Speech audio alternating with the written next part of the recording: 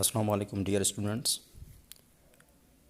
हम आज chemistry FSc के बारे में स्टडी करेंगे और इसका जो पहला टॉपिक है हमारे पास वो है स्टोइशियोमेट्री।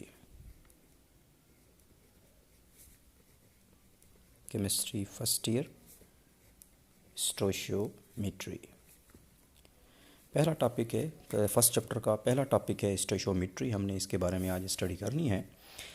स्टोइशियोमेट्री का मतलब क्या होता है, व्हाट इज़ मीनिंग दिस, इसका मतलब क्या है, इस पूरे चैप्टर में इसकी क्या इंपॉर्टेंस है, हमने इसको स्टडी करना है। देखें, कोई भी जो केमिस्ट है, एनी वन केमिस्ट जो है, उसको अगर चाहिए कोई प्रोडक्ट चाहिए, एग्जैक्ट अमाउंट ऑफ प्रोडक्ट चाहिए। कोई केमिस्ट है वो बनाना चाहता है कि उसको एक एग्जैक्ट अमाउंट ऑफ प्रोडक्ट्स चाहिए, तो वो क्या करेगा कि ज़ाहिर है प्रोडक्ट्स बनाने के लिए उसको रिएक्टेंट्स चाहिए, तो फिर वो क्या करेगा, देन ही विल रिक्वायर, उसको किसकी ज़रूरत पड़ेगी, कैलकुलेटेड अमाउंट ऑफ, किसकी ज़रूरत है उसको, calculated amount of reactants. Calculated amount of reactants की उसको ज़रूरत पड़ेगी, तभी जाके वो क्या करेगा, एक एग्जैक्ट अमाउंट ऑफ प्रोडक्ट्स को वो प्रोड्यूस कर सकेगा या बना सकेगा। इसी तरह कोई एक इंजीनियर है, लेट्स सपोज हम चाहते हैं कि एक इंजीनियर है, कोई भी इंजीनियर है, वो क्या करता है कि कोई कंबस्शन मींस के करवाना चाहता है, किसी गाड़ी में कंबस्शन होती है, तो कंबस्शन उसी सूरत में होगी अगर उसके अंदर क्या होगा, रिलेटिव अमाउंट, कैलकुलेटेड और रिलेटिव अमाउंट क्या होना चाहिए आपके पास, इसका ऑक्सीजन एंड फ्यूल का ख़ास किस्म का अमाउंट होगा, तभी वो क्या करेगा, वो कंबस्शन होगी। अदरवाइज़ अगर आगे पीछे होगा, कैलकुलेशन आगे पीछे हो गई, तो इट मीन्स कि ये मुश्किल हो जाएगा। इसी तरह एक फायर वर्क्स जो मैन्युफैक्चरर्स हैं, fire works manufacturer, fire works manufacturers हैं, उनको भी क्या चाहिए कि एग्जैक्ट अमाउंट चाहिए, किसके लिए, केमिकल्स की। They have also required the exact amount of chemicals. उनको किसकी ज़रूरत पड़ती है, एग्जैक्ट अमाउंट ऑफ केमिकल्स की पड़ती है। अगर वो एग्जैक्ट अमाउंट नहीं लेते, अगर उनकी कैलकुलेटेड अमाउंट एग्जैक्ट नहीं होता, that may be goes to the explosion. उसमें क्या हो सकती है, एक्सप्लोशन भी हो सकती है अगर एग्जैक्ट अमाउंट नहीं है। अब आप देख सकते हैं कि प्रोडक्ट्स में मींस के जो केमिस्ट हैं, उनको क्या चाहिए, एग्जैक्ट अमाउंट ऑफ प्रोडक्ट चाहिए, तो वो कैलकुलेटेड अमाउंट ऑफ रिएक्टेंट लेगा। इसी तरह एक इंजीनियर है, उसको में किसी की चीज़ की कंबस्शन करवानी है, इंजीनियर को कंबस्शन करवाने के लिए उसको क्या चाहिए, relative amount of oxygen and fuel चाहिए। इसी तरह फायर वर्क्स जो मैन्युफैक्चरर्स हैं, वो क्या करते हैं कि उनको कुछ चीज़ की ज़रूरत पड़ी, मीन्स कंबस्शन करवाते हैं किसी में, तो उसके लिए भी क्या चाहिए, उनको केमिकल्स की चाहिए। लेकिन केमिकल्स भी क्या हो, एग्जैक्ट अमाउंट में होने चाहिए। अगर एग्जैक्ट अमाउंट में नहीं होंगे, that may be the explosion भी हो सकता है। अब हम क्या करेंगे, इसको मतलब ऊपर से थोड़ा मैंने आप लोगों को वाजे कर दिया है। नेक्स्ट आगे हम स्टोइशियोमेट्री के बारे में थोड़ा इसको इसकी जो है वर्डिंग देखते हैं कि स्टोइशियोमेट्री का मतलब क्या है।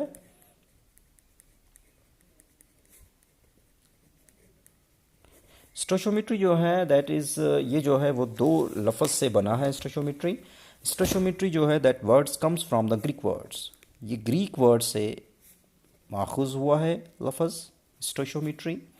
और स्टोइशियोमेट्री जो है ये आपके पास जो है इसी मीन्स के जो ऊपर वाला जो आप नॉलेज मीन्स के प्रोडक्ट्स हो गए, जो इंजीनियर कंबशन करते हैं, रिलेटिव ऑक्सीजन फ्यूल चाहिए, फायर वर्क्स मैन्युफैक्चरर हैं, उनकी क्या है, ख़ास किस्म के केमिकल्स चाहिए। उसके बाद अगर नहीं होगा तो एक्सप्लोरेशन होगा। इस फिनोमेना को, पूरे वाले ऊपर वाले जो फिनोमेना है, इसको एक्सप्लेन करने के लिए हमें किसकी ज़रूरत पड़ती है, स्टोइशियोमेट्री की ज़रूरत पड़ती है।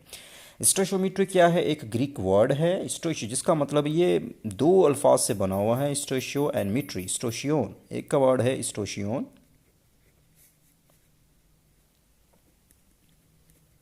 और दूसरे का मतलब है मिट्री। सो स्टोशियोमेट्री जो है that is made up of two words. ये किसका बना हुआ है, दो लफ्ज़ों का बना हुआ है, और ये ग्रीक वर्ड है। स्टोशियोन का मतलब होता है इसमें, stoicheion means element and metry means measurement.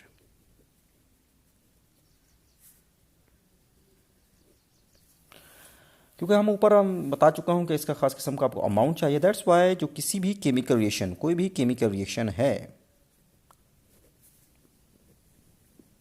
उसके अंदर ज़ाहिर सब्सटेंस होंगे।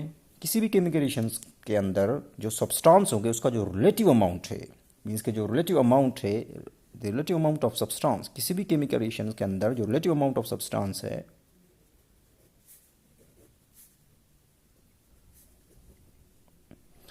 मीन्स कि उसकी स्टडी, रिलेटिव अमाउंट जो सब्सटेंस है उसकी स्टडी करना किसके अंदर, केमिकल रिएक्शंस के अंदर, मीन्स के relative amount of substance to study the relative amount of substance. अगर इसकी डेफिनेशन देखी जाए तो study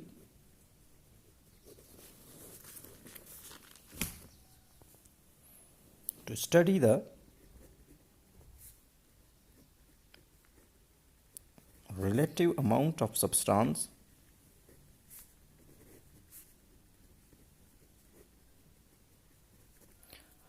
involved in a chemical reaction, involved in a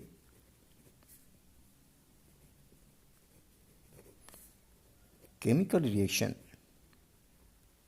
is called stoichiometry। Means के टू स्टडी करना किसके, एक ख़ास किस्म के अमाउंट, किसी भी केमिकल रिएक्शंस के अंदर जो अमाउंट है उसकी स्टडी को हम क्या कहते हैं, स्टोइशियोमेट्री कहते हैं। अब इसका फ़ायदा क्या है, वाई इसकी स्टडी करना ज़रूरी क्यों है, why it is essential to study the stoichiometry, means के स्टोइशियोमेट्री को स्टडी करना ज़रूरी क्यों है, वजह क्या है। एक तो वजह यह है कि आप कोई भी किसी भी केमिकल रिएक्शंस की अगर आपको क्वांटिटिव इन्फॉर्मेशन चाहिए तो वो आप किसके ज़रिए मालूम कर सकते हो, स्टोइशियोमेट्री के ज़रिए। तो number 1 to get the quantity information,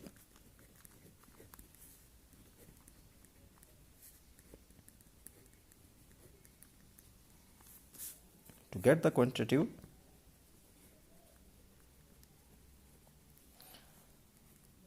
information about a chemical reaction,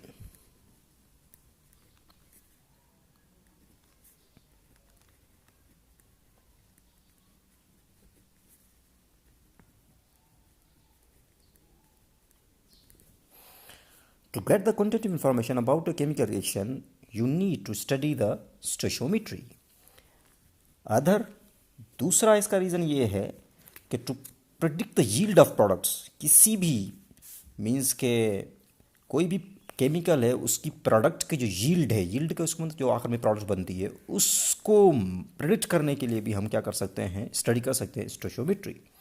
तो टू प्रिडिक्ट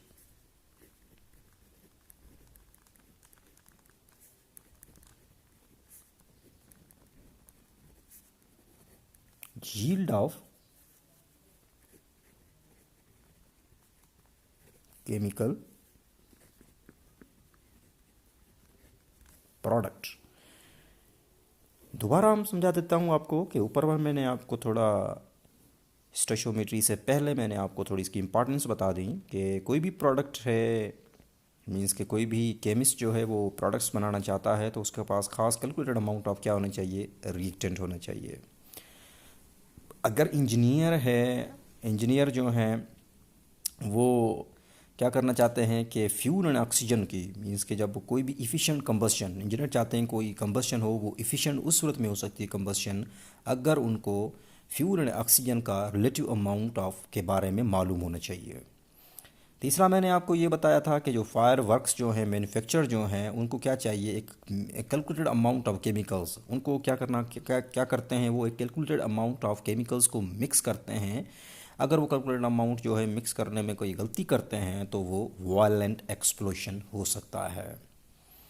अब इन सारे फिनोमेना को स्टडी करने के लिए, जो ऊपर वाले सारे फिनोमेना हैं, इनको स्टडी करने के लिए, इनके बारे में स्टडी करने के लिए हमें एक चीज़ की ज़रूरत पड़ती है, उस चीज़ को हम क्या कहते हैं, स्टोइशियोमेट्री कहते हैं। स्टोइशियोमेट्री जो है एक ग्रीक वर्ड है जो कि 2 वर्ड पे मुश्तमिल है, एक का होता है स्टोशियोन, दूसरा होता है मीट्री।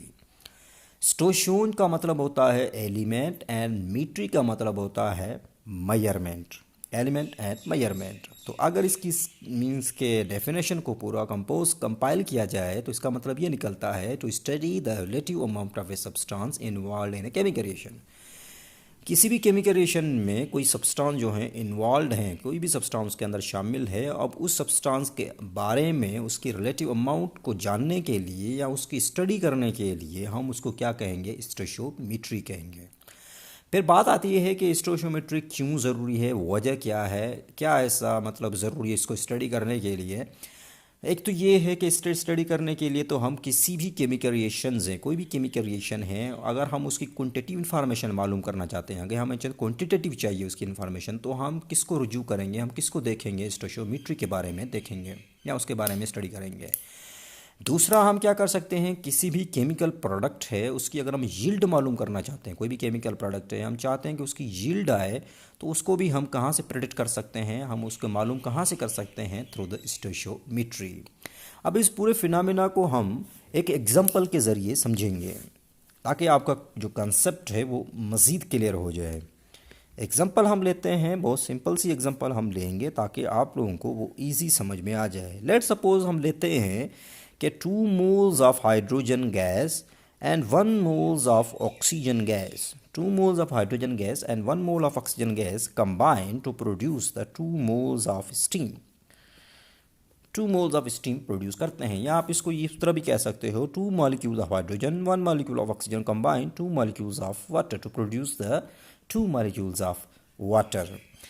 अगर हम इसका अमाउंट निकालना चाहें, अमाउंट क्या होता है, ग्राम में होता है। लेट्स सपोज हाइड्रोजन जो है इसका जो अमाउंट है, उसका जो मास है 1.008 ग्राम है, लेकिन यहाँ पे 2 हाइड्रोजन है तो हम इसको 2 ले लेते हैं और इसको मल्टीप्लाई करूँगा उसके 2 मोल्स के साथ।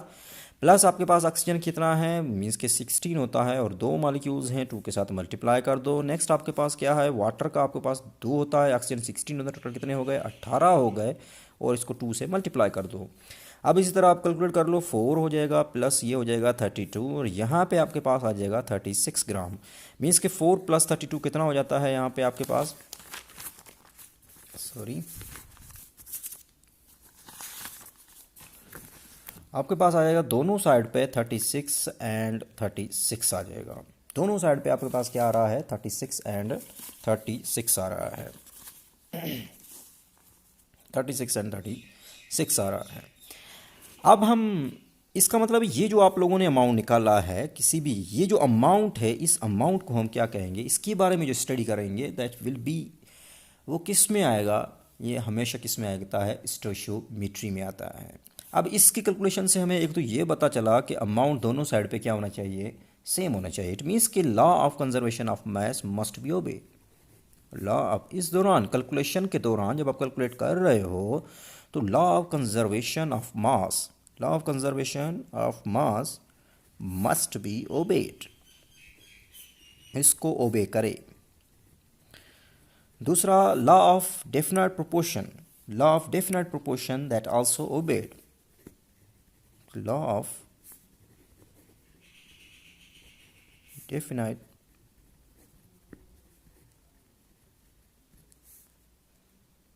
इज ऑल्सो ओबेड, इसको भी क्या करना चाहिए, ओबे करना चाहिए।